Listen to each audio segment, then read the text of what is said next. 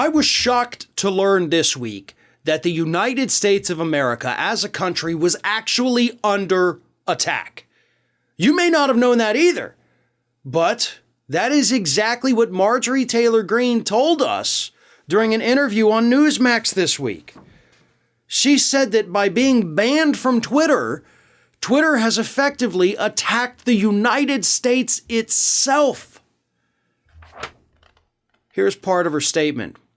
Twitter has attacked my district and has attacked, I would say, our country as a whole by kicking a member of Congress off of their platform. And also remember, they kicked off President Trump while he was a sitting United States president, so Twitter is completely out of bounds. No one elected them.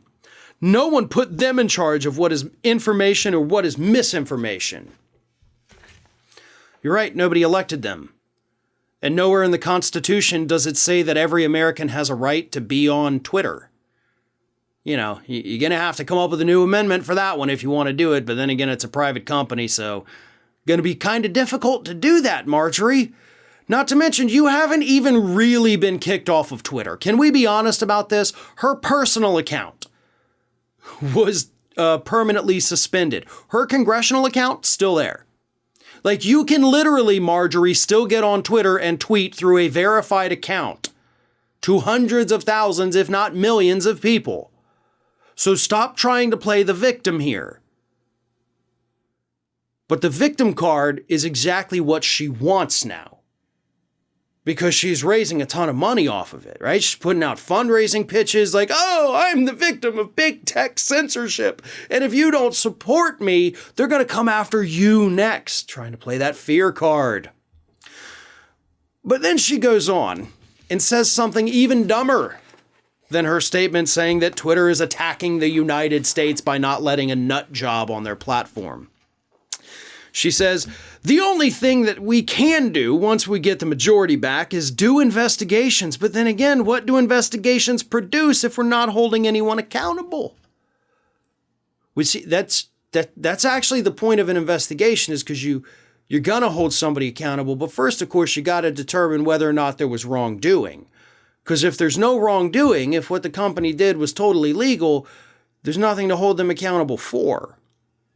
And even if you were to find out that Twitter did in fact ban you, not because of misinformation, but because they just don't like you because you're a Republican, that's still within their Supreme Court certified constitutional right to do. So you have no legal recourse here. Oh, sure, you could conduct investigations. You could try to prove some big conspiracy by big tech, but it doesn't exist. And even if it did exist, they're allowed to do it. We may not agree on that. You know, we may all think that, hey, they shouldn't be able to do that. But we're not the ones who have argued in court for decades now to give corporations that right. That was your party that did that, Marjorie. Her stupidity continues. I'd love to see everyone leave Twitter, teach them a real lesson that they have no control over us. And then I'm looking at other Republican members' different bills. There's some really good ones out there, but unfortunately those bills will not pass until we have a Republican president in the White House that's willing to sign it into law. So the best way to deal with a bad company is like you would do a bad restaurant. You just don't eat there anymore. That's why I'm asking everyone to leave. Because if I can't be on Twitter, then by God, nobody else should be on Twitter.